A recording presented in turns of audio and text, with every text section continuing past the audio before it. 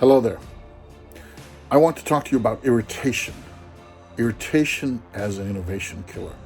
And the reason I'm doing this keynote, not sitting at my desk, not standing in front of my green screen, not supported by slides, not really with anything except myself and my slightly pained expression, lying down in shirt sleeves, is because right now I'm bummed out.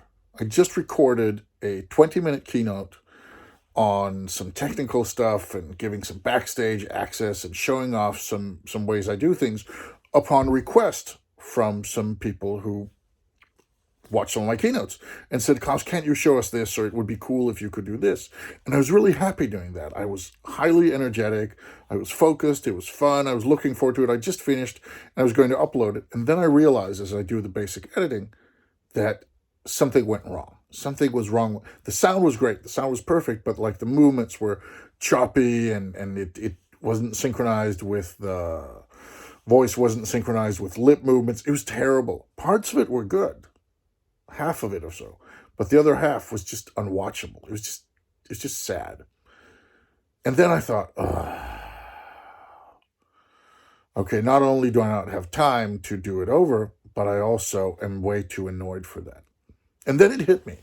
What am I going to do now? How am I, because I need to do the keynote. I do a keynote every day, so I need to do a keynote. How do I turn this negative into something positive? Something I've talked about before. And then I thought, what if I talk about innovation killers? What if I talk about one of them that's underestimated, but insanely powerful? What if I talk about irritation, annoyance, just getting bothered? Because this is what it feels like. Having put in the work, having done everything right and being happy, and then through some glitch that I don't even understand. I'm not even sure I could replicate that glitch if I tried. I don't get it. It just failed, just fizzled. And now I'm annoyed. Like, honestly, I'm actually annoyed at this. And the reason I'm sharing that is because irritation is something that destroys innovation.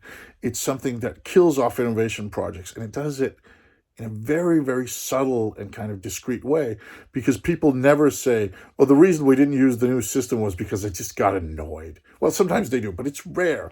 It's not seen as a valid excuse, but it's very, very real. Consider how much technology you think you'd like to use, but you just can't be bothered to spend the, half hour or 1 hour, 2 hours maybe finding out, how does TikTok work? How do you use LinkedIn to your advantage? Can you do video editing? How do you get your phone to work better? What sort of virtual meeting software is out there? How do you use a cookbook? There are plenty of options for things where the information is readily available. It's at our fingertips. It's presented nicely. It's done by professionals. It's there. Other people have gone to lengths to make it accessible to us, but we can't be bothered. We can't be bothered to go to YouTube and type in, how do I use TikTok? Or how do I change my LinkedIn profile? Or what, unless it's really important. And if somebody else comes and says, hey, I found this beautiful software, it'll save us a lot of time, it'll save the company money, we should really use it, I'm really enthusiastic. Give me 1 hour of your time and I'll show you, and you'll be really happy afterwards. Oh, no, I can't use it. I'll go back to using email or Facebook or Messenger or Snapchat or whatever you have, because you can't be bothered, because it's annoying.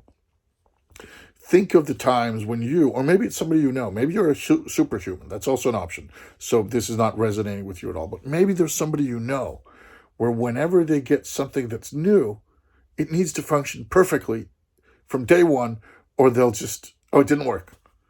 It's a new TV, or it's a new laptop, or it's a new method, or it's a new way of doing meetings, or it's a new project management tool. It's a new philosophy for looking at life. If it doesn't work 100% the first many times we use it, we're so eager to write things off. We're so eager to say, oh, I tried Twitter, but it was similar, like I couldn't get it to work. It's just stupid. It's dumb. Like, okay, maybe if you spent a little bit of time, it wouldn't have been that hard.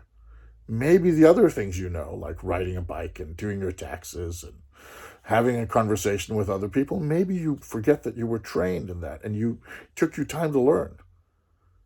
I have Saga, who's nearly 3, so seeing her learn stuff, she learns at an alarmingly fast rate, but oh man, the amount of mistakes she makes, the annoyances she goes through, but her irritation threshold, it's nothing compared to adults.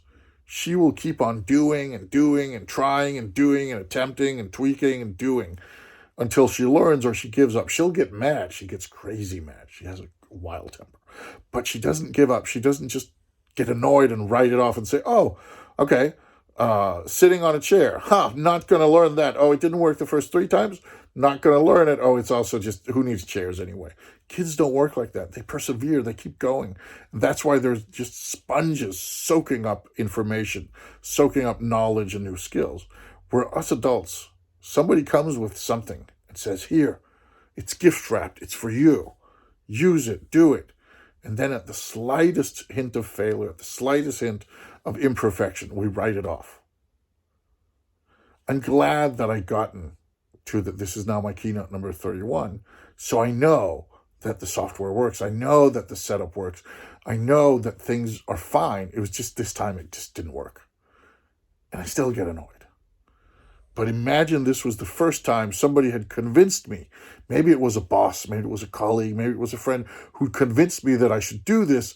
And I I don't want to. It's annoying. And I can't get the green screen to work. And the sound is bad. And the lighting's terrible. All these sorts of excuses that I could learn how to deal with. I could learn how to fix if I just put a little bit of energy into it. Maybe not to a high level, but to a decent level. But if it failed to begin with, it'd be like, yeah, the sound doesn't work. I'm done. Over it. Go. No, never looking at that again. There's so many times in our lives we do this. And one of the things I want to make out of this rant is that irritation is an innovation killer that we need to not accept, but we need to be aware of. We need to be aware of that when people say, no, this didn't work, or no, this can't work, or yes, it might work, but I'm not going to put in the effort or whatever. A lot of the time, what it comes down to is they simply can't be bothered to get over their irritation. They're not motivated enough to get past that initial irritation. And anything is annoying to begin with. Most of us are now, at least those of us who are lucky enough to have internet and do remote work, we're pretty used to online meetings by now. But the first couple of times, getting the camera to work and the sound to work and muting and breakout rooms and presentation mode and all that sort of circus. Well, now we have that skill. A lot of us do now. So now it's not a problem. But before, I don't use it. It's such a terrible tool. Well, if you spent a little bit of time, it's not that terrible.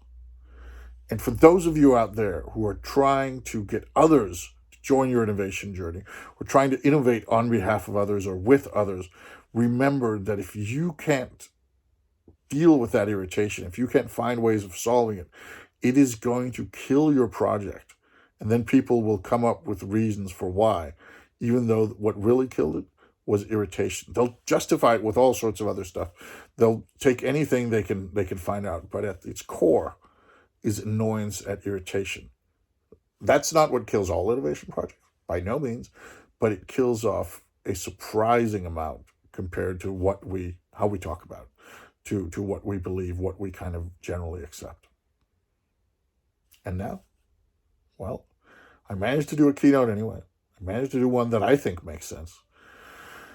It doesn't have the look that they normally do, and I don't think I'm going to do this lying down keynote again, but now it's tried, it's tested.